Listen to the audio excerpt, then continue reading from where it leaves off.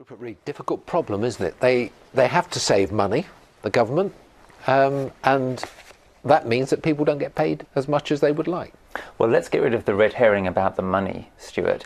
We've got a society which is unbelievably unequal. The wealthiest 1% of our society have wealth that you and I couldn't even dream of. Why aren't we putting a wealth tax on them? And then we would have enough money to pay for this NHS pay rise and far, far more. So that's what we in the Green Party are calling for. We say it's time to have a wealth tax. The rich have to pay, the rich who caused this financial crisis have to pay, and not the NHS workers who are only asking for what the independent pay review body said they should get.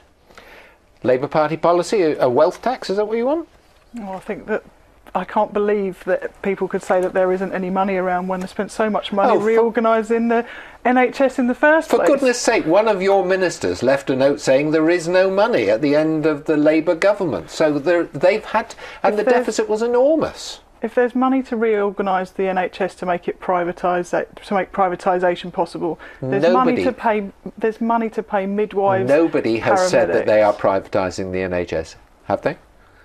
That's what the whole of the health bill was about. That's why we're appealing it. It makes it so easy to do, and but nobody has said that that's policy. Reorganisation didn't need to happen. That reorganisation, a reorganisation that was promised would never happen, cost a fortune, and now we're saying, well, we haven't got any money in the NHS to pay the people that do the job on the ground. You've avoided the question. Why won't the Labour Party come out and support a wealth tax? And why didn't your leader, Ed Miliband, come onto the picket lines on Monday and support the strike, which our leader, Natalie Bennett, and Caroline Lucas, our MP, did?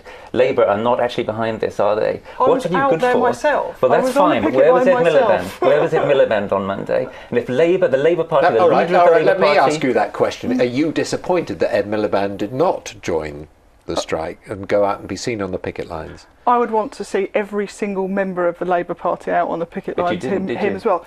But you saw in Great Yarmouth there were huge numbers of people from the Labour Party on the picket line. But your leadership won't back you. But you see, the Labour Party, can I just say, the Labour Party policy is a £2.5 billion, the Time Care Fund, but actually you need to find 30 billion, and that's going to do nothing, is it? 2.5 billion, it's just a drop in the ocean. The NHS is something that came from the Labour Party, and it's something that we believe in. I think actually it represents a huge amount about the values that we hold as So why are you betraying it? Why is your leader betraying it? At what point have we ever...